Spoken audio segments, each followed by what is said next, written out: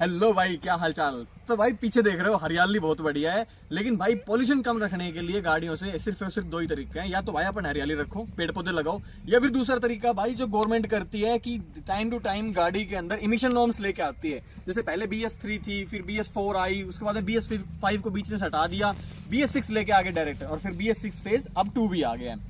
तो अब emission norms को कम करने के लिए उसके लिए क्या करते हैं, जो पेट्रोल गाड़ी है उसके अंदर कुछ ज्यादा कुछ इफेक्ट करने की जरूरत नहीं पड़ती है, लेकिन जो डीजल गाड़ी है उसके अंदर काफी कुछ चेंजेस करने पड़ते हैं, जैसे कि SCR, यूरिया, DPF, DEF, बहुत सारी चीजें होती हैं। और आज हम इसी चीज के बारे में बात करेंगे कि DEF क्या होता है, DPF क्या होता है, रीजनरेशन कैसे होती है, अगर रास्ते के अंदर मान लीजिए गाड़ी में यूरिया है वो कम हो गया, खत्म हो गया है, तो हमें क्या करना चाहिए। आज इन सारी चीजों के बारे में आपको डिटेल से पूरी जानकारी दूंगा, तो वीडियो में आखिर तक बने रहना, बहुत ही इंटरेस्टिंग वीडियो होने वाली है। तो चलिए शुरू करते हैं। तो भाई वीडियो अगर आपको अच्छे लगे, इंफॉर्मेटिव लगे, तो चैनल को लाइक और सब्सक्राइब कर लेना और बेल आइकन को दबा लेना, ताकि आगे आने वाली वीडियोस की नोटिफिकेशन भी आपको पहले से मिल जाए। तो ये जो चीज है ना, ये ऐसा नहीं है कि BS6 में आई है, ये चीज जो है BS4 के अंदर आ गई थी, लेकिन जो ट्रक्स थे और बसेज जिनके बड़े इंजन थे उनमें आ गई थी ये जो यूरिया है वो। लेकिन BS6 आया है, इसके अंदर जो हमारी पैसेंजर व्हीकल वाली गाड़ियां हैं, जो बड़े इंजन थे जैसे कि स्कॉर्पियो हो गई, फॉर्च्यूनर हो गई, इन गाड़ियों के अंदर भी ये चीज दे दी। लेकिन BS6 फेज 2 आने के बाद में, जैसे कि जो क्रेटा हो गई, छोटे जो 1.5 लीटर के डीजल इंजन थे ना, उनके अंदर भी आ चुकी है। लेकिन भाई उसके बावजूद भी एक इंजन ऐसा है, आज भी ये कंपनी ऐसी है जो फिलहाल भी यूरिया वाला झंझट, जो DEF, DPF, इसका झंझट नहीं दे रही है। वो मैं आपको वीडियो के एंड में बताऊंगा वो कौन सी कंपनी है, ठीक है। तो भाई सीधा मुद्दे की बात पे आते हैं। सबसे पहले बात करते हैं DPF की, जो कि होता है डीजल पार्टिकुलेट फिल्टर, और दूसरा होता है DEF यानी कि diesel exhaust fluid. Diesel exhaust fluid को ही हम यूरिया बोलते हैं, और यूरिया वो नहीं है भाई जो खेतों के अंदर डाला जाता है, सॉलिड स्टेट में नहीं होता, लिक्विड स्टेट में होता है, जिसके अंदर 1:2 होता है, यानी कि 1 उसमें यूरिया का होता है और 2 उसमें डीमिनरलाइज्ड वाटर होता है, उसका सॉल्यूशन होता है, जो हम इसके अंदर डालते हैं। कुछ गाड़ियों में यहाँ बोनट से डालते हैं, कुछ गाड़ियों में यहीं पे कैप दी होती है, जैसे मैं आपको दिखाता हूँ। स्कॉर्पियो एन के अंदर यहीं पे दे रखी है, ये देखो। जब हम इसको खोलते हैं, ये जो ब्लू कलर की दे रखी है ये DEF होता है। आप देखो इसके ऊपर लिख भी रखा है DEF यानी कि डीजल एग्जॉस्ट फ्लूइड। और देखो इस गाड़ी के अंदर जो टैंक दे रखा है, कैपेसिटी दे रखी है, वो है पूरी की पूरी भाई 20 लीटर की है। फॉर्च्यूनर के अंदर सिर्फ और सिर्फ 10 लीटर की आती है, आगे से डलता है, और भाई वो गाड़ी सिर्फ 3000 की, लगभग 3500 के करीब सिर्फ इतनी सी रेंज देती है। वहीं ये जो गाड़ी है भाई, ये आपको रेंज दे देती है आराम से 12-13 हजार तक, कोई दिक्कत नहीं है। अगर आपकी गाड़ी चल रही है कोई प्रॉब्लम नहीं आने वाली आपको। ये देखो नीचे से इसका टैंक भी दिखता है, यहाँ पे ये इसका टैंक रहा, यहाँ पे बाहर निकला हुआ है। वहीं देखो जो स्कॉर्पियो क्लासिक जो गाड़ी है भाई, उसके अंदर यहाँ पे दे रखा है, उसका इस जगह पे आता है।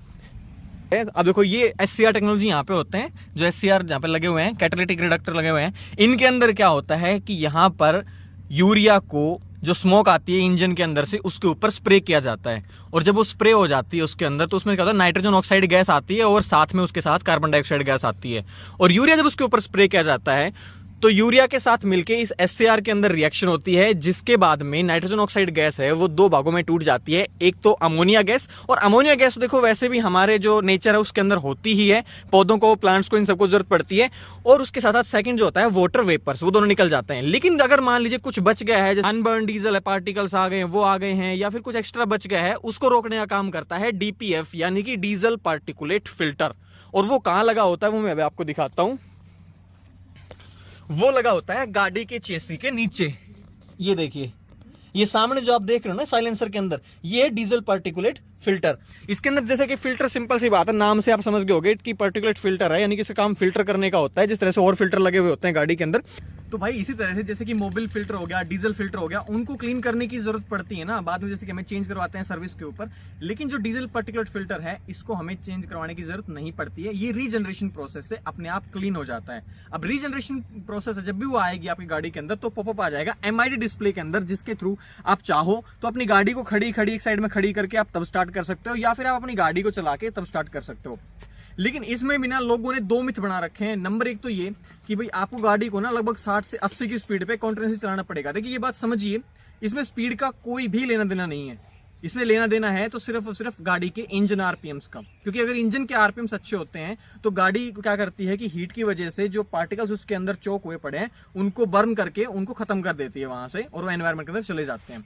ये तरीका होता है। इसलिए हाईवे के ऊपर करोगे तो ज्यादा बेटर है, क्योंकि उसमें क्या है कि बार बार अगर आप सिटी में ये चीज करोगे तो आपको बार बार अपने RPMs हैं वो ड्रॉप करने पड़ेंगे गियर चेंजिंग के लिए। वहीं अगर आप हाईवे पे जाके करते हो तो आपको प्रॉब्लम नहीं आएगी कोई भी इस तरह की। तो मान लीजिए आप, जरूरी नहीं आप 3rd गियर या 4th गियर के अंदर गाड़ी को 80 या 100 की स्पीड पे चलाओ, सिर्फ सेकंड गियर में भी आप 40 की स्पीड के ऊपर, जहां पे आपकी गाड़ी 2000 आरपीएम से ऊपर चल रही है, उस प्रोसेस से भी आप अपना रीजनरेशन प्रोसेस को पूरा कर सकते हो। तो जब भी आपकी कार में डीपीएफ क्लॉग हो जाएगा तो आपके पास में ये जो नोटिफिकेशन आएगी, अलर्ट आएगा, तो आपको कुछ नहीं करना है। फर्स्ट प्रोसेस तो ये है कि आप अपनी कार को साइड में लगा लीजिए, साथ में आप हैंड ब्रेक कर लीजिए और गाड़ी को न्यूट्रल में छोड़ दीजिए। उसके बाद में आप अपने रीजनरेशन प्रोसेस को जाके स्टार्ट कर लीजिए। इसमें 4 से 5 मिनट लगेंगे और जैसे आप इसको स्टार्ट करेंगे तो देखिए इसके जो आरपीएम्स हैं वो काफ़ी बढ़ जाएंगे, 2500 आरपीएम के करीब लगभग पहुंच जाएगी और उसके बाद में धीरे धीरे करके ये जो आपका डीपीएफ है ये क्लीन हो जाएगा। और इसके अलावा जो सेकंड प्रोसेस है जिसमें आपको खड़ी नहीं करना, आपको चलते हुए गाड़ी के अंदर रीजनरेशन करना है, उसके लिए मैंने आपको बता ही दिया है। तो भाई अब एक और इंपॉर्टेंट बात आती है, अगर मान लीजिए आप गाड़ी के अंदर जा रहे हो और आपकी गाड़ी के अंदर बीच में अगर यूरिया खत्म हो गया, यानी कि डेफ खत्म हो गया, तो आप क्या करो, मतलब गाड़ी को बंद कर दो या फिर क्या करना पड़ेगा उस चीज के अंदर। तो ध्यान रखना, आपको कोई भी टेंशन लेने की जरूरत नहीं है। अगर आपका रास्ते में चलते यूरिया खत्म हो गया है, बस गाड़ी को बंद मत करना। जहां तक आपको जाना है, जहां पे आपको पता है यूरिया मेरे को वहां मिल जाएगा, डेफ मिल जाएगा, वहां तक आप गाड़ी को लेके जाओ, बिना यूरिया के कोई परेशानी नहीं आने वाली है। हाँ, एक बार बंद कर दिया आपने गाड़ी, उसके बाद में स्टार्ट नहीं होगी गाड़ी, तो इस चीज का आप ध्यान रखना। तो भाई आई होप आपको इस वीडियो के अंदर सारी बातें समझ में आ गई होंगी। बाकी भूल चूक लेनी देनी, अगर कोई बात रह गई हो तो आप मुझे कमेंट बॉक्स में पूछ सकते हो। धन्यवाद, जय हिंद।